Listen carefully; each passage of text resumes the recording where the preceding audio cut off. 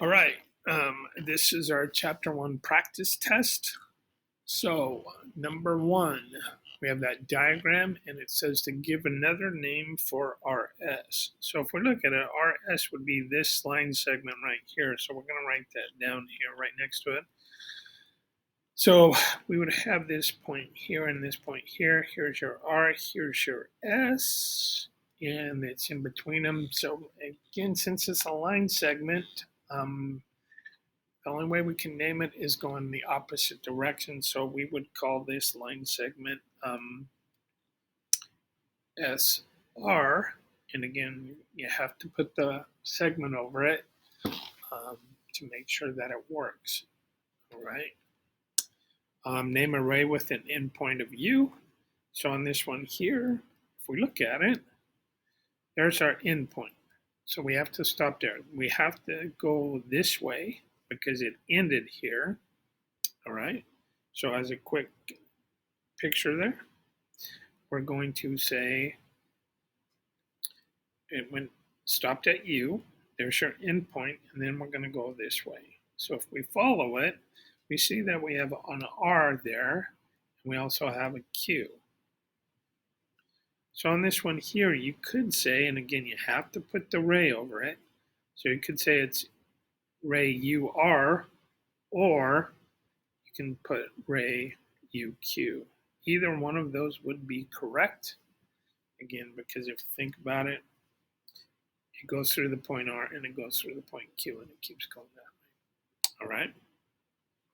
And then on this one here, it's part 3, it's going to be a drag and drop. So RW, if we look at it, RW, so here's our endpoint and it goes that way. So our one that will be in the opposite direction. Again, the endpoint is R and it's going to be V. So you would drag and drop the RV over here. And for the same thing here, RS is going this way. The opposite one would be going that way, so it would be RT.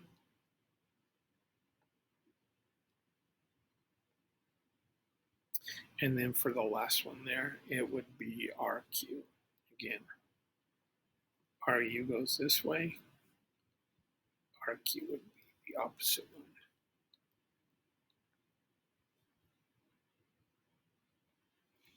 Okay.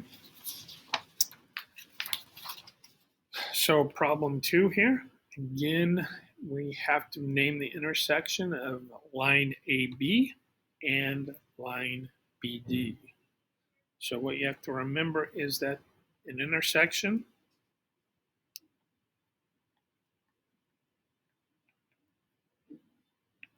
of 2 lines is a point. So again, if we look at the ones here, here's one line here, here's our other line here. The point where they intersect is right there. So you would tell me it is point B. Name the intersection of line AB and plane X. So I'm going to kind of draw another plane here for you from up above. So we have X here, and our line says we have A and we have B, and then it kind of goes like this. It has C right here, and then it goes like this. All right. So the dashed line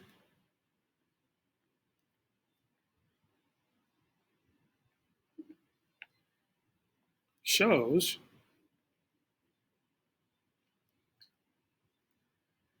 the line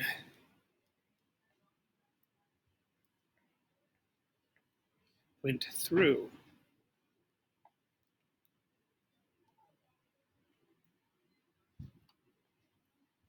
or intersected the plane. So since it intersected the plane,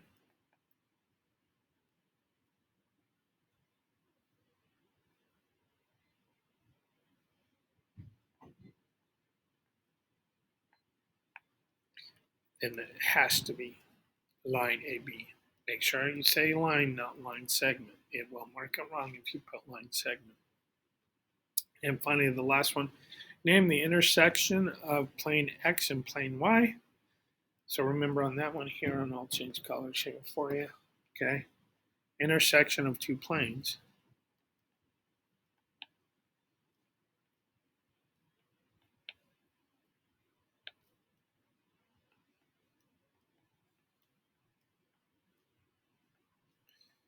Is a line. So again, if we go back up to our plane here, our diagram, we can see that if we look at it, here is going to be the intersection of the planes, and that looks like it's line BD.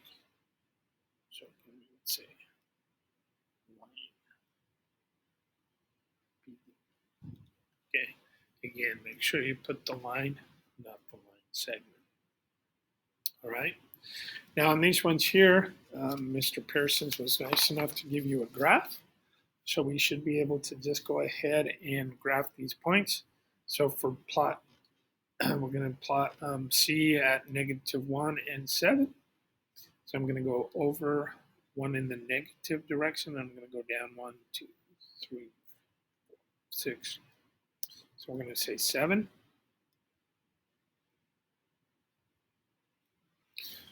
And let's see, our other one is 6 and -7. So I'm going to go over 6 and go down 7.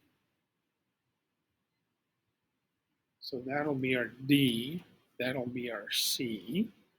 And again, that's our line. And then let's go ahead and do our E and our F. So E will be over 5 and up 3. 1, 2, 3. That's E. And then F is over 5 and down to -5. So we would have this one right here. And now since they are both, since one's a vertical and one's a horizontal line, the easiest thing to do would just be to count. All right. So if we start here, I can go 1, 2, 3, 4, 5, 6, 7, 8. So EF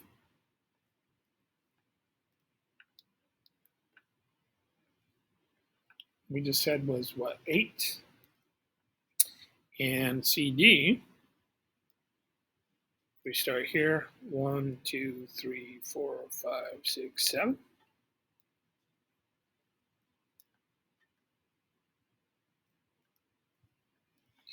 So are those congruent? Are they the same size? Well, one's 7, one is 8. They are not the same size, so they are not congruent. For number 4, find AC. Well, this one here is an easy one because we have AC is here. So AC is going to be AB plus BC. So let's go ahead and write that down. The length of AB plus the length of BC, which is 25 plus 8, which is equal to 33. All right.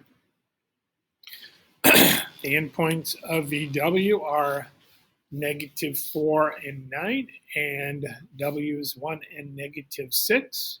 Find the coordinates of the midpoint M. So again, since it's saying find the midpoint, you're going to use the midpoint formula. So if I'm going to use the midpoint formula, I'm going to use my x1 and my x2, and I'm going to divide it by 2. So remember, the midpoint is equal to x1 plus x2 divided by 2, and y1 plus y2 divided by 2. So our y1 will be 9 and our y2 will be 6. So just plugging it into our formula, we'll get that x1 is -4 plus x2 is 1 divided by 2. And then we're going to take our y1, which is 9, plus a negative 6 divided by 2. We work that out. Negative 4 plus 1 is negative 3. So we'll have negative 3 halves. And then the other one, we'll have 9 plus a negative 6 is positive 3. That'll be 3 halves. And if you want, ladies and gentlemen, you can put it in your calculator and you'll see that's negative 1.5 and 1.5. I'm sure that Big Ideas will take either that answer or that answer. It doesn't matter, all right? So that's what you would plug in right here, right? There's our negative 1.5 and our 1.5, okay? Next one is the distance formula, all right? So if we find the distance, we will use the distance formula. So remember, what I suggested is you have x2 minus x1, and you have y2 minus y1. Well, if I just put one of the points underneath the other one, and then we're going to subtract them. That will give us our x2 minus x1 and our y2 minus y1. So negative 6 minus 0 will give us a negative 6. Negative 7 minus a negative. Minus a negative becomes a positive, so it'll be negative 3 plus 7. Well, that will give us a positive 4. All right? So that's our point, and we're just going to plug that into our formula, and we're just going to square those. So I'll have negative 6 squared plus 4 squared, which will give us negative positive 36, because a negative times a negative is positive, plus 16, which will give us the square root of 52. And it says to round it to the nearest tenth. So that means we're going to find out using our calculator that the square root of 52 is approximately 7.2. And that is the answer you would put in there. Okay. Number 7, we are going to find the perimeter. All right. Remember, perimeter means distance around.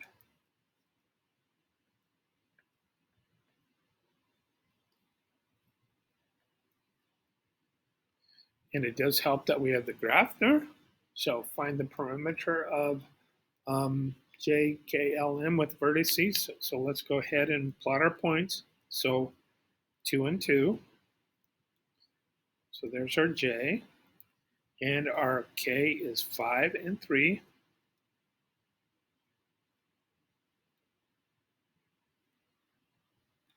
And our L is 5 and negative 3.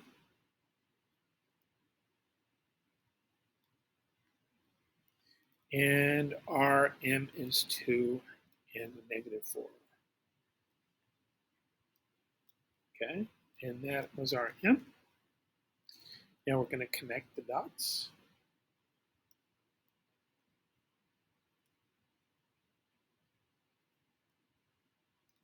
All right, so now once I connect the dots, if I have, again, vertical lines or horizontal lines, it's easier to just count them. So there's 1, 2, 3, 4, 5, 6. So this distance here is 6, and this one here will be the 6 also. All right, so now we have to find the distance from JK. That is not a horizontal line. So how do I find the distance? By using the distance formula. So again, just like I just did previously, I'm going to take that J, I'm going to put 2 and 2 here, and then I'm going to subtract it. So 5 minus 2 is 3, and 3 minus 2 is 1. And now we're going to take our JK is going to now be the square root of 3 squared plus 1 squared, which will be the square root of 10. right? So that one here, this would be the square root of 10. And I'll tell you that, again, if you think about it, I went up 1 and over 3. I'm going to go down 1 and over 3 on that one. So that means that will also be the square root of 10, which I would expect from a parallelogram. So our distance then around, will now be 6 plus the square root of 10 plus 6 plus the square root of 10. Plug all of that into your calculator, and that will give you approximately 18.3251. And I'm just kind of showing you that because here, again, it said to round it to the nearest tenth, which is 1 after the decimal. All right. And I'm just saying, so remember, as a refresher, we would look at that one. If it's 5 or greater, we would make the 3 a 4. Since it's less than 5, we keep it as a 3. I'm just letting you know that because, again, Big Ideas will tell you it's wrong if you don't use the correct rules of rounding. So our answer is 18.3. All right. Number 8. Again, let's go ahead and draw it. It was nice. Again, we'll give you the same. We'll give you graphs so that you can do that on the real test too. Remember, I'm going to have you try to show me some work because if you just do it online, again, if you do something wrong, I can't give you partial credit. But if you show me your work, I can at least give you some partial credit. So let's go. A is -5 and down 2. So there's A. B is at 4 and -2. So +4, 1, 2, and down 2. There's B. C is at 4 and -7. So that would be right here. And D is -5 and 7. So there's our points right there. And again, since they're horizontal and vertical, all right, it's just easier since we have our graphs to count them. So let's go ahead and count. So go here, we have 1, 2, 3, 4, 5. So this distance here is 5. And if we start here, 1, 2, 3, 4, 5, 6, 7, 8, 9. This one here is 9. And it's asking us for the area. So remember, area is equal to base times height, length times width, whatever you want to call them. One of them is at 5, one of them is at 9. So that would be 45. And it was nice of them to tell you it's square units. Sometimes you'll have to remember area is always squared. You might need that for one of your other tests along the line. All right, number 9, ray QB bisects angle PQR. So let's go ahead and draw that as we're talking. So we have an angle. And again, it doesn't have to be perfect, but we know it's angle PQR.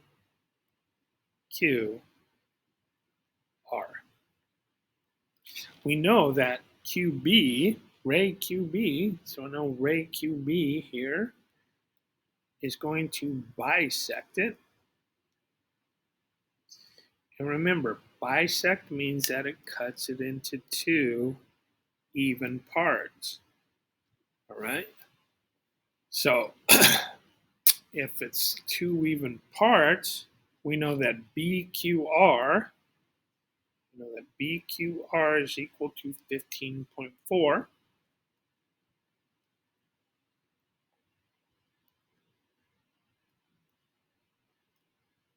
And since it bisects it, you know that this one here is also 15.4.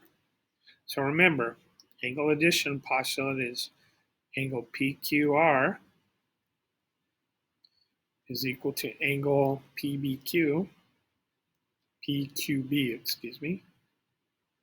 plus angle BQR. So let's see, PQB is this one right here. So that is going to be 15.4. PQR is the large one, so we know that angle addition, we're going to add those, so 15.4 and 15.4 is 30.8. So our answer for the second one is 30.8 degrees. Right? And it has both the little degrees there. Number 10, angle 1 is a supplement of angle 2. So remember, supplement means they equal 180. So we can say that the measure of angle 1 plus the measure of angle 2 is equal to 180 degrees. Complement means that they add up to 90. So we can say that the measure of angle 1 plus the measure of angle 3 is equal to 90 degrees. All right, so now let's go ahead and fill out what we know. We know that angle 1 is 68 degrees. So we know that 68 degrees plus the measure of angle 2 is equal to 180. All right, I'm going to subtract 68, so I get the measure of angle 2 by itself. 180 minus 68 will equal 112 degrees. All right, we're going to do the same thing here. So the measure of angle 1, again, is still 68 degrees, plus the measure of angle 3 is equal to 90 degrees. Again, to get angle 3 by itself, I'm going to subtract 68, and when I do that, I'll get 22. All right. So now our question here was, what is the measure of angle 2 minus the measure of angle 3? So the measure of angle 2 minus the measure of angle 3. Measure of angle 2 is 122 degrees. All right. And 112 degrees, I'm sorry. Here I'm going too quick, paying attention. So this is 112 degrees.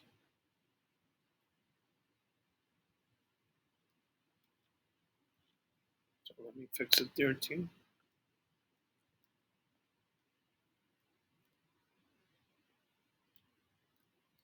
But measure angle 3, I know I have that one right. That is 22. And then our answer, 112 minus 22 is 90 degrees. So again, you would plug in 90 degrees right there. Okay? Again, I had it right on my notes. This was going too fast. So I guess that means you guys should, you have plenty of time. You'll have 85 minutes. You'll find out that I get this done in class, because if you're with me in class, I'm doing this.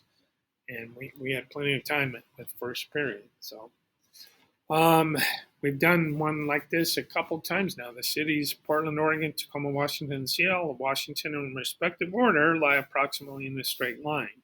So if you think about it, if we're here, if we're at Seattle, again, we're going to kind of travel south, and then we'll hit Tacoma, and then we'll hit Portland. All right? So according to what they're saying here, the distance from Portland to Tacoma, so this distance here is 120 miles. The distance from Seattle to Portland, so the whole part, is 145 miles. 145. And they want to know what the distance is from Seattle to Tacoma. So if we look at it here, we know that the parts equal the whole. So we can say that ST plus TP is equal to SP. SP is equal to 145. TP is equal to 120. So we don't know what ST is, but again, now that it's set up, we know we're going to just subtract 120, and we'll get that ST is equal to 25. And again, they were nice enough to put the units there for you, so you're just going to plug in 25.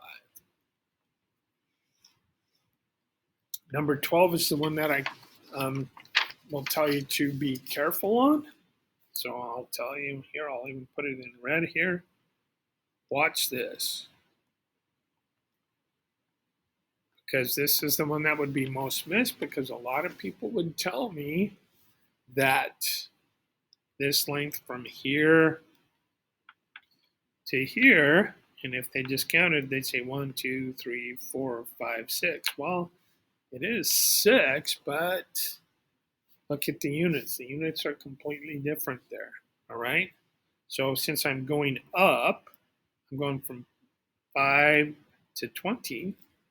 So then you should be able to tell me that that distance here is 15.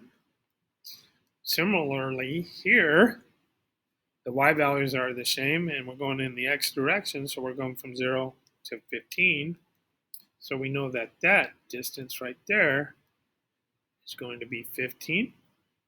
All right, it's not 6, and there's where people will make a mistake. So we know that the area of a triangle is base times height divided by 2, or 1/2 base times height. Same thing, people.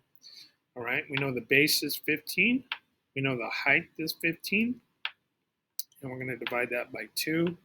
15 times 15 is 225. We're going to divide that by 2.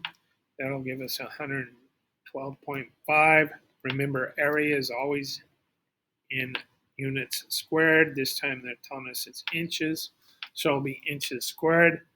It looks like whoever did it, they just accidentally took out the box, so I'm pretty sure they'll just put in 112.5. I'm sure it'll have the inches squared out there already as the units for you. If they don't have it, then you have to put it in. Okay? And then finally, our last one says 3 support beams for a bridge form a pair of complementary angles. Remember, complementary means that they equal 90 degrees. So if we look at it here, what they're kind of telling us, and again, the picture doesn't look perfect, but again, it's kind of close like that. So we know that actually, since they told us that, we know that equals 90 degrees. There's your little square for you. But remember, they're saying since the sum equals 90 degrees, let's go ahead and work that out. So we can say that 3x plus 3 and plus 5x minus 9 is equal to 90 degrees. Again,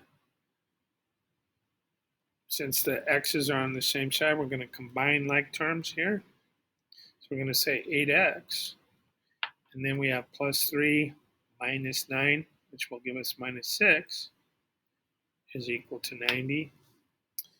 Now we'll add 6. We'll get that 8x is equal to 96. Now we'll divide by 8. And we'll get that x is equal to 12. All right, now find both angles.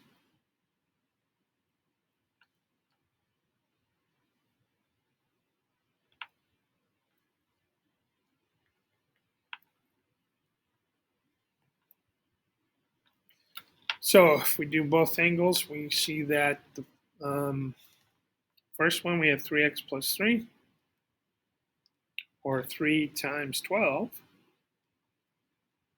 plus 3. 3 times 12 is 36, plus 3 is equal to 39. And then the other one is 5 times 12 minus 9. 5 times 12 is 60, minus 9. That will equal 51. Now that I have both of them, and I kind of was waiting there, ladies and gentlemen, because people will say, oh, I'm going to just put in the first one right away. Well, it tells us to put it in order with the smaller angle. So you would put 39 here, and you would put 51 here. And as a check, does that add up to 90? Well, 9 plus 1 is 10. Carry the 1. It does. So we know we're right. All right. Test is very similar. Like I said, make a good, I call them cheat sheets, page of notes front and back. You can use whatever you want. You can put whatever you want on it. Hopefully this will help you. Good luck, people.